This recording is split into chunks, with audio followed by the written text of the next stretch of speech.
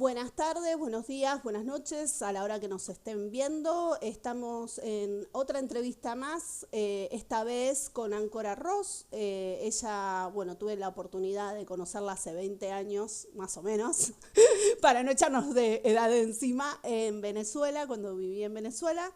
Y el interés de hablar con ella, más allá de la diversidad de género, obviamente, que ella va a trasladar su experiencia, es la posibilidad que tuvo en Panamá de estar en dos organizaciones, entonces nos puede dar un panorama regional interesante. En principio, presentarte, Áncora. Esta entrevista está dentro de lo que estamos enmarcando en género y diversidades en perspectiva de derechos humanos para la Universidad Abierta de Recoleta y Cátedra de Pedagogía en Política, de la que formo parte. Mi nombre es María Marta Fernández. Áncora, preséntate con tranquilidad. Hola Marta, mi nombre es Áncora Ros, soy nacida en Venezuela, desde hace mucho tiempo emigré. Eh, He trabajado en periódicos, he trabajado en organizaciones internacionales, en ONG, con derechos humanos, he trabajado por los derechos de los seres humanos. Yo iba a decir de la comunidad LGBTI, pero o sea, realmente enfocada a los derechos de los seres humanos. Eh, ¿Qué más, María Marta? ¿Qué más quieres que te diga? En este Bueno, momento estoy viviendo en España, estoy iniciando un proceso de solicitud de asilo, eh, precisamente por problemas derivados de la, ¿cómo se llama eso? la lesbofobia. La lesbofobia. Gracias. Que también estábamos, le había contado a Áncora que estamos desarmando el concepto de fobia que naturaliza o justifica el odio y la violencia, y es a donde nos vamos a centrar en la entrevista de hoy. Primero vamos a tomar un primer momento. Ya sabemos que la violencia puede ser una violencia manifiesta, una violencia implícita, violencia institucional, violencia simbólica, que es la más fina, que quizás no es la tan aparente. Eso también, para los que les interese, pueden ver el video que vamos a proponer para los que quieran y las que quieran informarse, como José Máximo, que hizo una explicación sobre violencia simbólica desde Pierre Bourdieu. Entonces, desde las violencias, ¿cuál fue tu experiencia en Venezuela, que fue la que compartimos?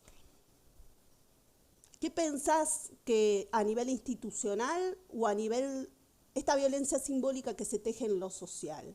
¿Pudiste vivir tu vida Ahora, sexoafectiva abiertamente en ese momento? ¿lo hablamos como persona o lo hablamos como un ente parejible? ¿Cómo lo quieres, cómo quieres que te responda? En dos Eh, momentos, dale, ya que lo dividiste, identificaste. Bien, como persona, yo emigré de Venezuela hace mucho tiempo, en el 2001 yo me fui, eh, y me fui no por la situación política que en aquel momento estaba comenzando y que ya se dejaba ver, que era lo que venía, eh, era algo en lo que yo no estaba de acuerdo. Nunca fui seguidora ni aplaudía lo que se estaba dibujando en el panorama, pero sobre todo a mí lo que me hizo querer irme era la violencia en general que existía en el país. Y no se trataba de una violencia de yo te empujo y te robo no era solamente eso que sí existía. Era esa violencia que llevábamos adentro todos y todas. Era impresionante como en un semáforo, si tú no acelerabas lo más rápido que se podía, cuando cambiaba la luz, el de atrás podría, bueno, primero te empezaba a pitar, después te decía cualquier cantidad de cosas y te podían hasta golpear. Esa violencia que había, esa violencia que tú vivías en las calles, el hecho de no saber en qué momento te podías mover, en qué momento no, y por dónde sí, por dónde no, eso fue lo que me hizo a mí decidir irme. En cuanto a la parte de, de, de mi orientación sexual, yo nunca he vivido en un closet, ¿no? Eh, Así que yo no pasé por ese momento del miedo, del qué dirán, ni nada de eso. Particularmente yo, de la puerta de mi casa para adentro. Sin embargo, en Venezuela no existía una apertura ni a nivel cultural ni a nada para que se prestara a vivir una vida normal. sin tanto problema. Yo, por ejemplo, tenía mi pareja que vivía en el closet permanentemente, vivía en el closet desde que la conocí hasta que terminamos, y su mayor miedo era que su madre se suicidara el día que se enterara que ella era lesbiana. Culturalmente había en ese momento un retraso que daba paso a que la gente tuviera que violentarse a sí misma por miedo a cualquier cosa que pudiera suceder. Existía una manera cultural y, y casi que la gente tenía derecho a burlarse por tu orientación sexual. Era fácil que te dijeran, no, porque fulana es pata, porque fulana es esto, porque fulano es lo otro. Y no existían los derechos legales a los que tú podías echar mano, como por ejemplo aquí donde estoy en este momento, en este sitio, donde tú tienes ciertos derechos que te protegen incluso hasta del bullying, que ahora tiene nombre. Antes ni siquiera se sabía cómo se llamaba eso, era la mamadera de gallo del venezolano. Pero era una violencia que te obligaba a vivir una vida dentro de tu casa y a veces ni siquiera dentro de tu casa. Por ejemplo, en mi casa existían dos habitaciones, una que era la que yo compartía con mi pareja y la otra que estaba para cuando vinieran los familiares de mi pareja y poder hacer el parapeto y el teatro de que alguien vivía allí, de que alguien dormía allí, de que alguien estaba allí. Y para mí eso era muy violento. De hecho, eso fue uno de los ingredientes principales por los que esa relación terminó, porque yo me sentía violentada por el exceso de cuidado del closet de mi pareja, que todo había que cuidarlo y cubrirlo para que nadie se diera cuenta cuando yo no tenía esos miedos.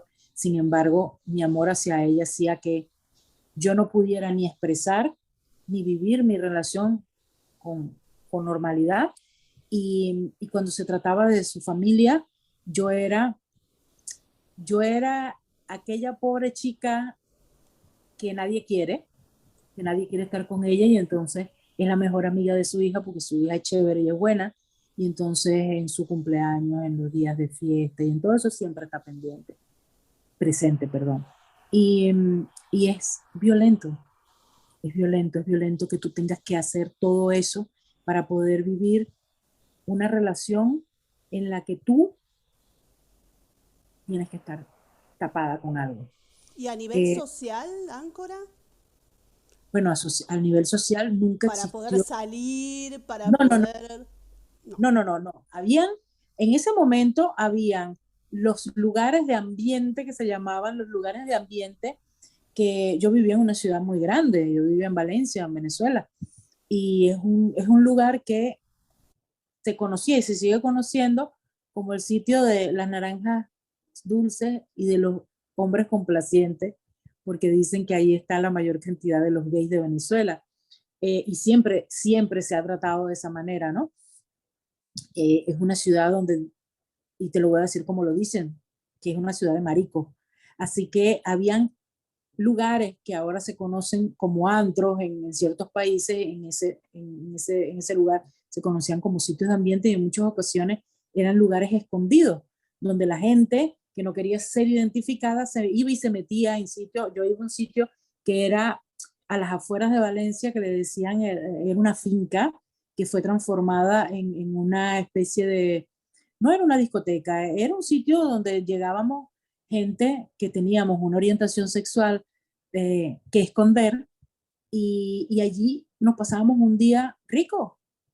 Se jugaban pelotas, bolas criollas, se escuchaba música, se hacían parrillas, había piscina y ese era un sitio donde mucha gente se metió de manera eh, haciéndose pasar por gente del colectivo y en una ocasión eso lo terminaron fue porque llevaron a la policía y a la prensa para que pudieran sacar a la luz, imagínate tú, sacar a la luz a esa gente profesional, a esos padres de familia o a esa gente que no, que estaba muy, muy metida en el closet, que tenía mucho miedo y que tenía mucho que perder, si era ventilada, y los ventilaron a los 7, pero así, o sea, lo sacaron, el sitio lo cerraron, a la gente se la llevaron presa, y no estamos hablando del siglo pasado, se la llevaron presa.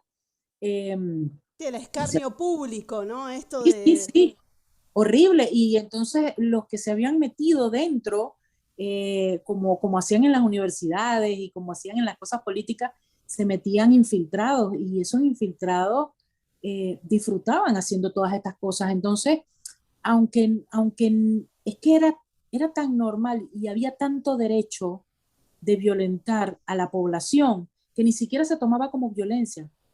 No sé si se entiende eso. Sí, se O sea, naturalizaba completamente. totalmente. O sea, tú estabas escondida ya porque eso era lo que correspondía. Punto. Nadie te decía que te tenías que esconder, pero tú sabías que te tenías que esconder.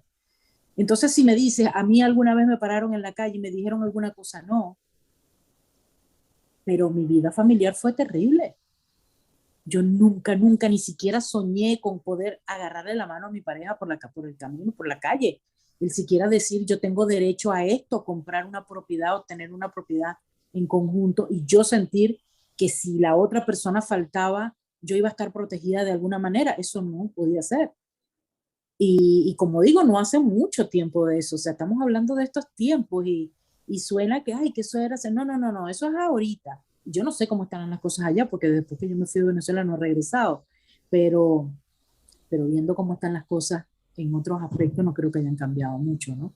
No, de hecho, antes de empezar la entrevista hablábamos con Áncora y claro, ella se fue en el 2001. Yo le conté algunas anécdotas que tuve, casi en la misma dirección, y eso ya fue, yo me fui de Venezuela en octubre del 2002, o sea, un añito después. Esto de estar en un bar de ambiente y que nos tiren un pollo muerto así la policía y gritarnos marico y salir en el coche de la policía con sus uniformes, o sea, como muy claro.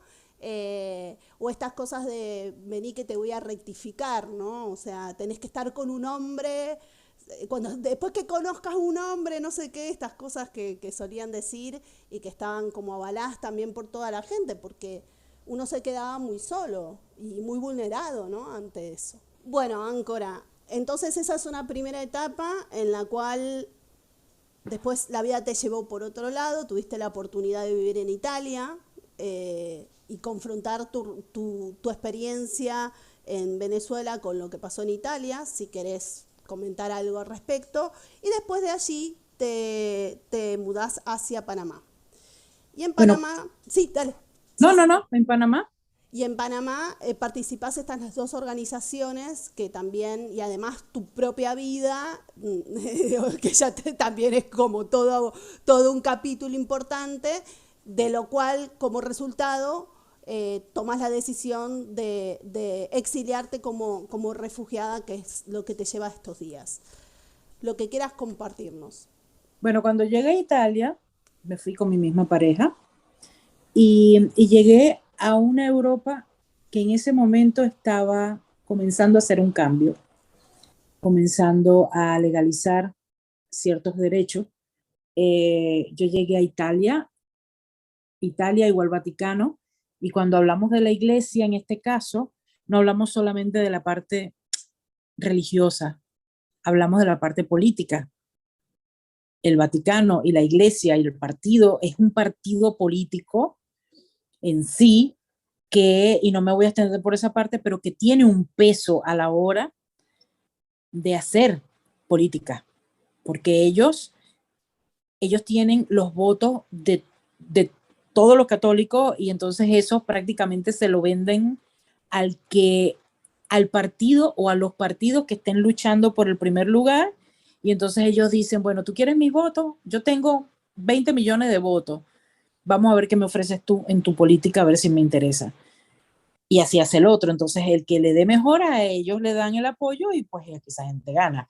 Y como hay un periodo intermedio en el que se revisaba o se revisa en la ejecución del mandato, el periodo de mandato, es la iglesia realmente manda.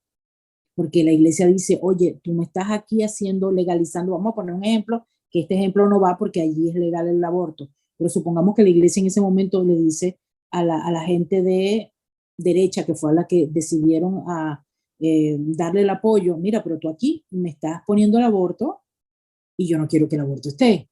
Así que tú quitas el aborto o yo te quito a la gente y en la revisión le doy mi apoyo a la otra gente. Entonces, claro, los intereses de la iglesia pesan muchísimo. Un lobby potente de hace 2000 y pico de años. Sí, sí, sí. Sí, pero se daba y se da. Entonces, cuando dicen, no, pero es que ahí está la iglesia, sí, ahí está la iglesia y está así. Además de todo lo demás, está así. Sin embargo, ¿te caíste? Ok. No te oigo ni te veo.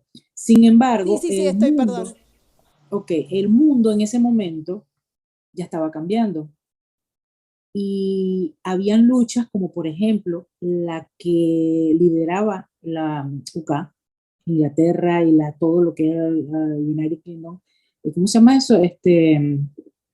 Sí, la parte de los ingleses, pues, que no me acuerdo ahorita, se me fue la onda. Pero todo UK estaba en ese momento liderando el movimiento junto con otros países, como Holanda y eso, en la cosa de la legalización de las uniones de hecho. Y fue muy interesante ver cómo lo abordaron y desde dónde lo abordaron, porque, porque el Reino Unido era o sigue siendo Europa cuando les conviene y cuando no les conviene no lo son. Entonces, ellos utilizaron, esta gente, se llamaba un movimiento, se llama Woodstock o algo así. Sí. No, no, ese es el nombre. Bueno, no me acuerdo cómo se llama. Pero no es Stock, es Stone, pero no me acuerdo cómo se llama, no importa, eso se busca después. El asunto fue que ahí empezó a haber un cambio. Legalizar. ¿Cómo? Stonehenge. No me acuerdo. Cuando lo encuentre yo te lo paso. La cosa fue que ellos empezaron a demostrar que un ser humano tenía derechos y tenía derechos humanos, basándose en una ley europea. Entonces, después de que lograron en las marchas del orgullo, siempre iban con un rollito bajo brazo, que era lo que iban a entregar a la gente a los que necesitaban pedirle que aprobaran determinadas cosas. Siempre había algo que legalmente, un paso más adelante, que se daba justamente en el mes del orgullo, en la caminata del orgullo, a lo que se iba era llevar ese documento donde se exigían ciertas cosas. Y a mí eso me pareció fascinante.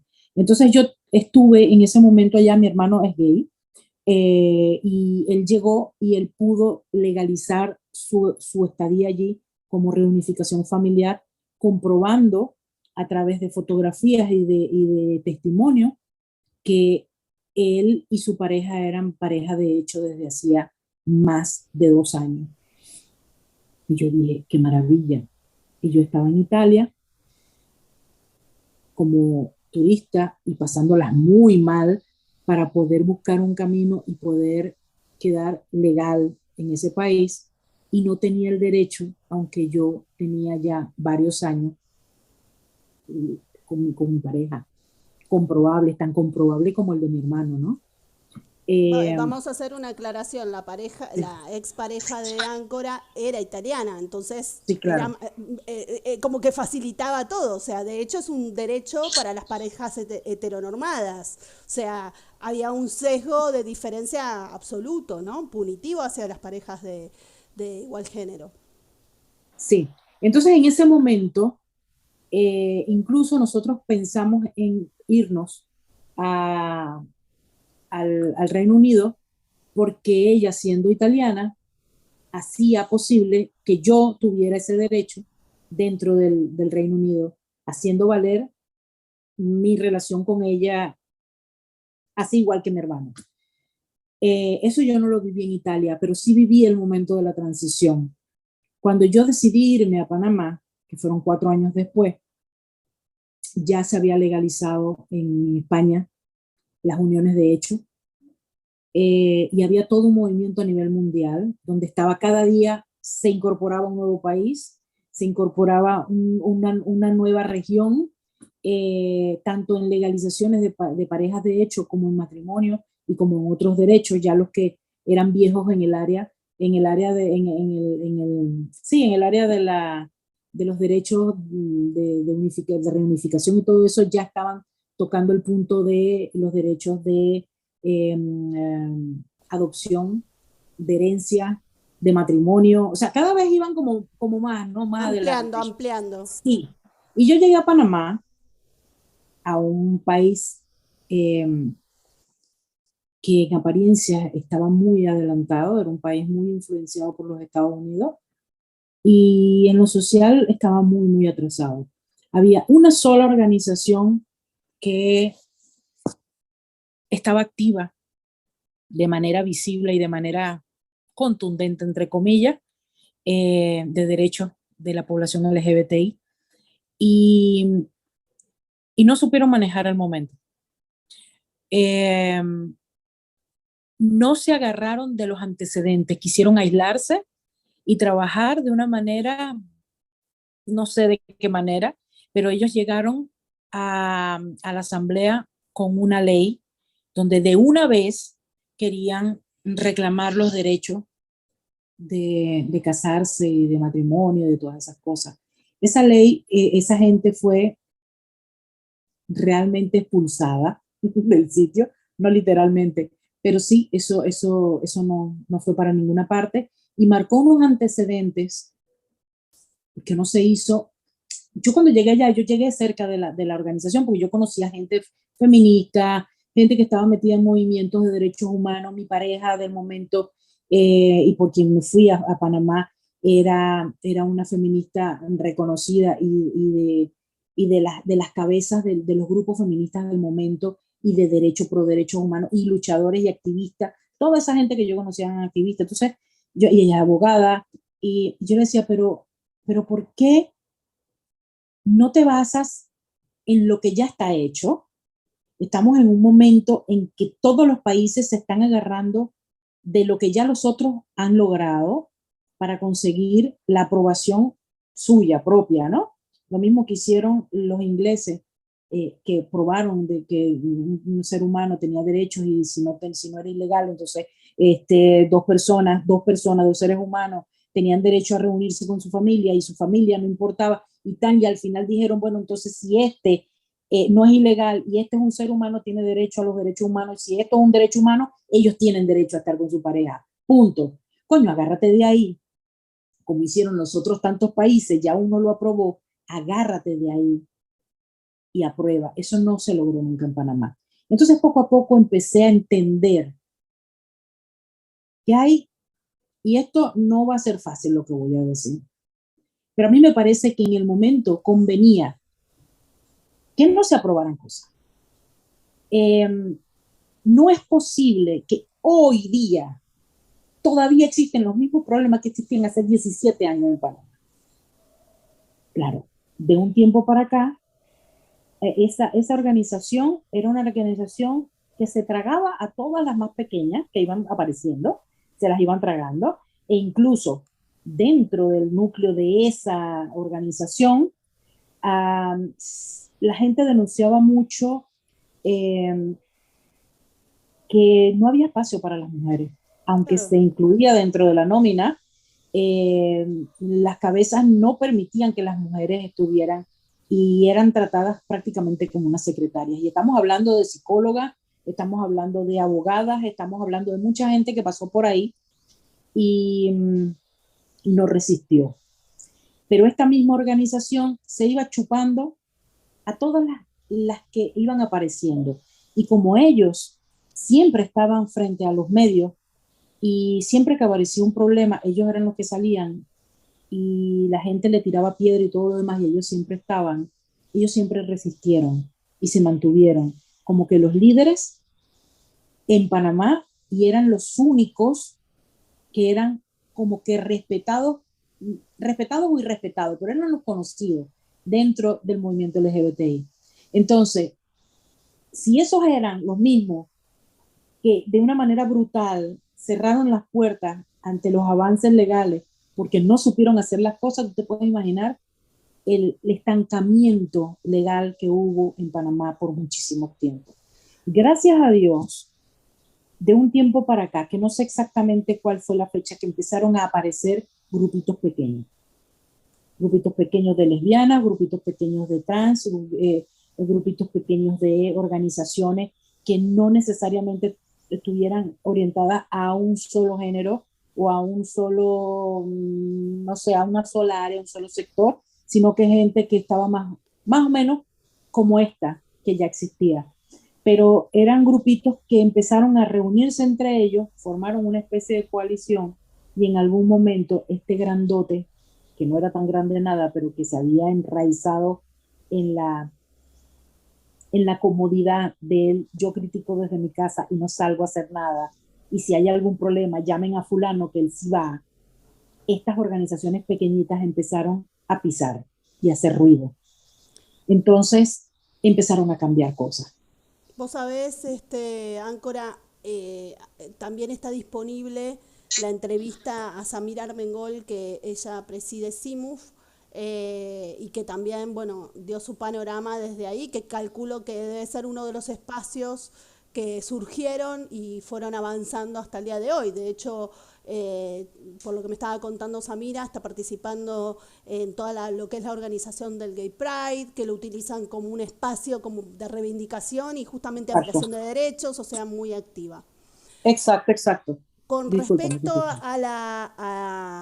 a la experiencia ya más en terreno, dentro de las organizaciones, vos me contaste que ambas organizaciones a las que te participaste estaban abocadas a la educación, una que tenía que ver más con una llegada a un colectivo de emigrantes de Colombia, No, refugiada. sí, iba a ser la emigrantes forzosas, o sea, refugiadas de Colombia, y otra organización que trabajaba a nivel más regional, por lo tanto el panorama es mucho más amplio. ¿Qué pasaba con la diversidad? ¿Qué escuchabas vos de las políticas que había? ¿Qué casos de violencia y dónde se trababa la violencia? Porque en Panamá, lo que me queda claro, por lo que nos estás relatando vos y por lo que nos relató anteriormente Samira, que el patrón de pensamiento heteronormista es tan fuerte que se ejerce incluso en espacios, obviamente, LGBTQ. Entonces hay como todo un deslizamiento simbólico a todas las áreas en donde las mujeres, que también un poco recordaba que eso pasa en muchos lugares, que si uno quiere un espacio de ambiente, una disco, un bar de copas, hay muchos más para chicos gay que para mujeres lesbianas o espacios en donde también hay una discriminación de la comunidad trans, porque también los hay. Entonces, sigue estando el sesgo patriarcal, incluso en los que pedimos más derechos, ¿no? O sea, de diversidad de género.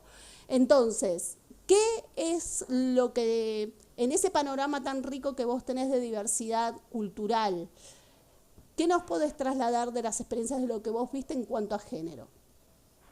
A ver, mira, perdón, CIMUF, así como acabas de decir, es una de las organizaciones que nacieron chiquiticas y empezaron a ampliarse.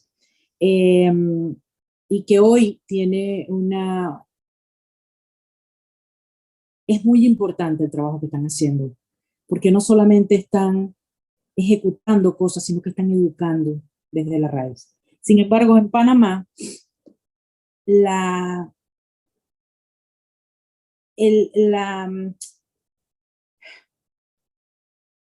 lo que estamos hablando es de la violencia que sufren ciertos sectores, está institucionalizada, está hecha legal, nace desde las leyes, desde los diputados, desde las asambleas, desde los gobernantes, desde la gente que se lanza a la política, que utiliza, como sabe, que la iglesia, volvemos con la iglesia, y ya te voy a responder lo que tú me dijiste, pero creo que es necesario saber que en este momento, lo que yo viví, por eso empecé a hablarte de Italia, lo que pasa es que me extendí, pero lo que yo viví en Italia, en Panamá, hoy se vive con más fuerza que en ese momento. O sea, Ahí me dicen, sí, porque es que la iglesia, aquí sí, pero vamos, que la iglesia no tiene más poder en Panamá que la que tiene en el Vaticano, pero la influencia y y la mentalidad tan enana de cierta gente y el poder que tiene los, los fanáticos religiosos y los puritanos, entre comillas, en este momento es lo que le da fuerza a nivel legal. Entonces, se han constituido prácticamente partidos políticos y campañas políticas que se han orientado en prevenir, prever, pisotear, eh, castigar a las poblaciones que, que amenazan ese puritanismo. Y es una población tan pequeña, la de Panamá entera como país, que es muy fuerte la influencia que tienen. Entonces, por muchas ONG que existen ahorita, los pasos hacia adelante son chiquiticos, porque la fuerza que tiene esta gente y cómo se han ido uniendo realmente da miedo. O sea, el ver, por ejemplo, porque allí en el momento, antes de yo venirme, yo estaba viviendo una situación muy, muy fuerte y ya te voy a hablar de eso, pero esto te lo voy a poner como propaganda. Habían carteles donde decían, mata a un venezolano y te ganas un punto. Eso está grave y eso era apoyado por gente de la asamblea.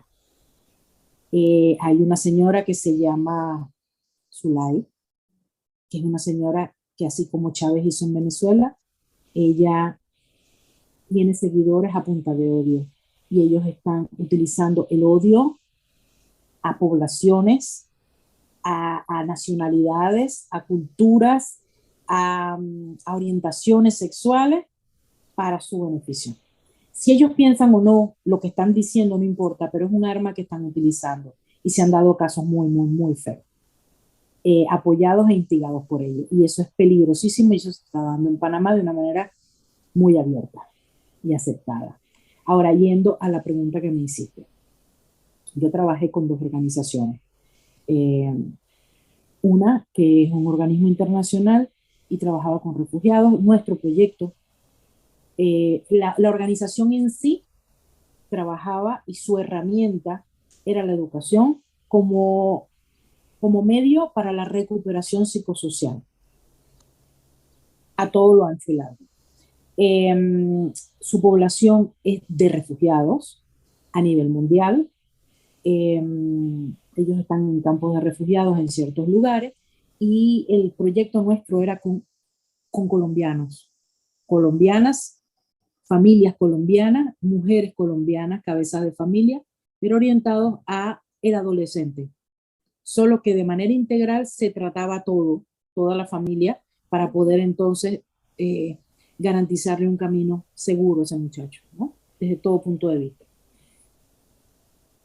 Panamá firmó un tratado internacional que les obliga a aceptar y a proteger, entre comillas, a los refugiados. Pero en la práctica, ellos en vez de tener, no sé si lo habrán cambiado, pero hasta el momento que yo me vine y que estaba trabajando con eso, ellos en vez de tener el área de refugio o de asilo, como se le llama, aquí se le llama asilo, no refugio, en vez de tenerlo en el área de derechos humanos y de protección de derechos humanos, lo tienen en el área de la seguridad del país. Así que es tratado por fuerzas diferentes, con fuerzas diferentes. Mientras en países como este analizan tu caso desde la premisa de que tú eres inocente hasta que se te considere lo contrario. O sea, tú me estás pidiendo a mí un refugio porque tú tienes un caso donde tu vida está corriendo peligro y yo como Estado firmé un tratado internacional de protegerte a ti. En Panamá se parte de otro punto, se parte de que tú eres algo que amenaza mi seguridad, Sí, así que a yo voy a nivel hacer todo el soberanía, análisis, básicamente. yo voy a hacer todo el análisis de tu caso para probar que yo te puedo rechazar a ti. Entonces, el proceso es inhumano, el proceso es violentísimo, tiene o tenía unos tiempos, no sé, no estoy actualizada en eso, pero tenía unos tiempos, estamos hablando de personas que por años no tenían un documento que les permitiera trabajar, no tenía un documento que le permitieran ejecutar algún tipo de actividad económica que le permitieran vivir de manera digna, eh, te amarraban de mano y de pie. Entonces, cuando llegaba alguien y pedía una, una ayuda del Estado, no era una ayuda económica lo que ellos querían. Lo que ellos querían era que le dieran la posibilidad de llegar allí porque su vida estaba corriendo peligro donde venían y que le permitieran vivir de una manera digna.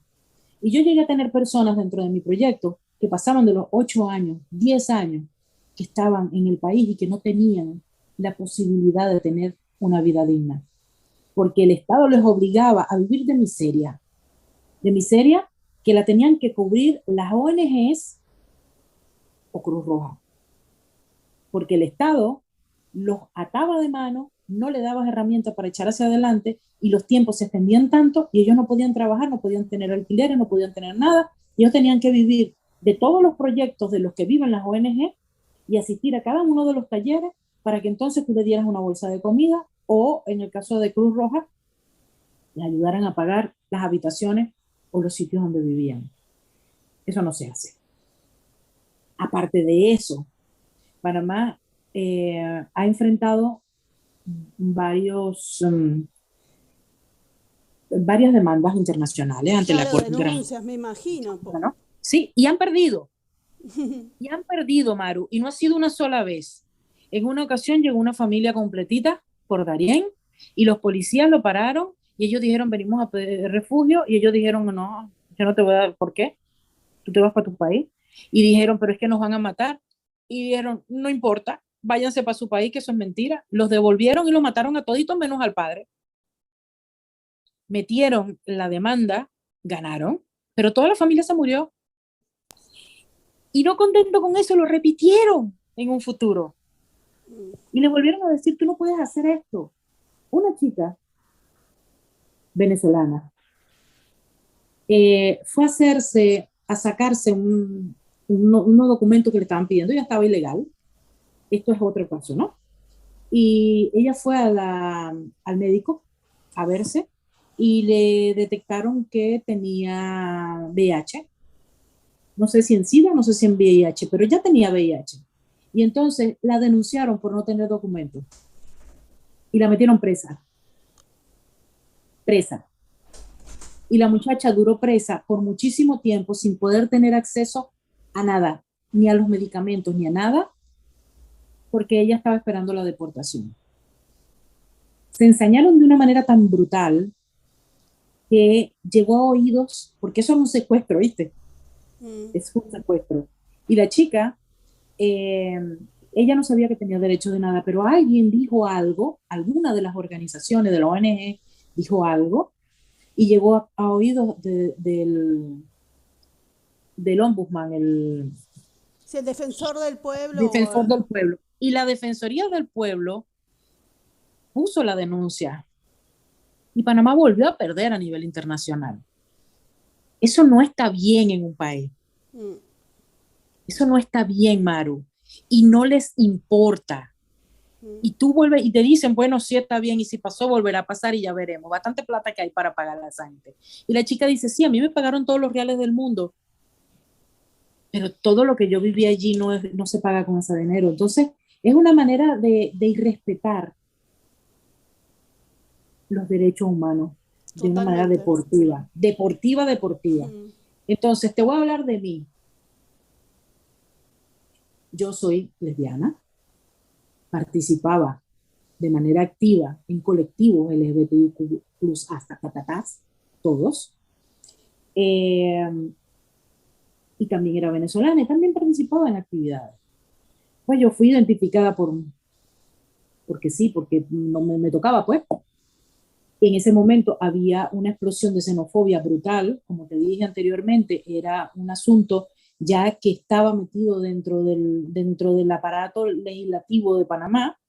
Ya habían leyes que habían sido cambiadas única y exclusivamente para perjudicar a los venezolanos.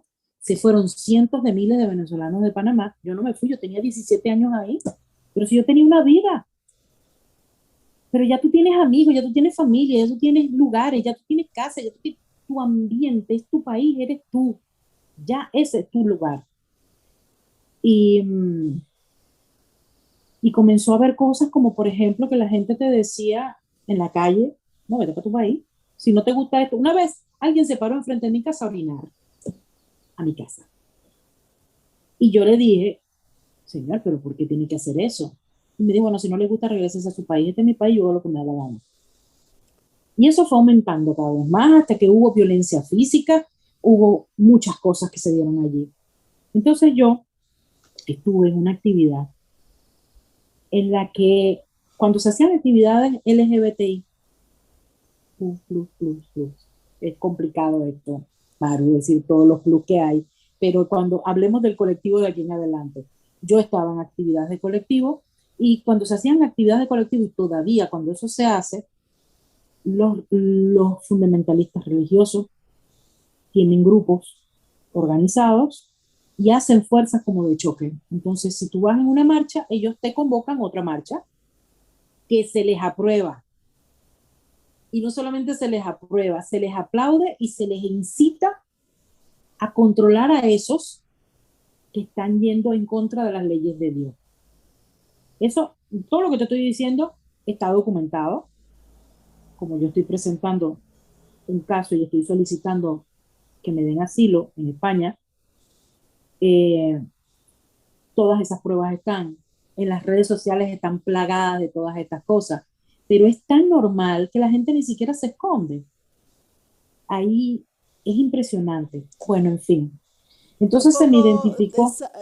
porque hay una cuestión que yo sé por tu cercanía, te van tirando a una periferia tan grande que ya sabes que no vas a poder trabajar, no vas a Exacto, poder alquilar, no vas a exacto. poder tener el dinero para un seguro privado de salud. O sea, te van llevando a una periferia que me encanta porque nosotros empezamos hablando de la diversidad de género, pero en realidad acá lo que se están jugando son los derechos, o sea, derechos Derechos humanos, humanos. O de sea, vida, sí, de sí, vida, sí, sí, Mar, sí, sí, sí, sí, sí. de Y, vida, y para ya ir redondeando por una cuestión de también, de tiempo.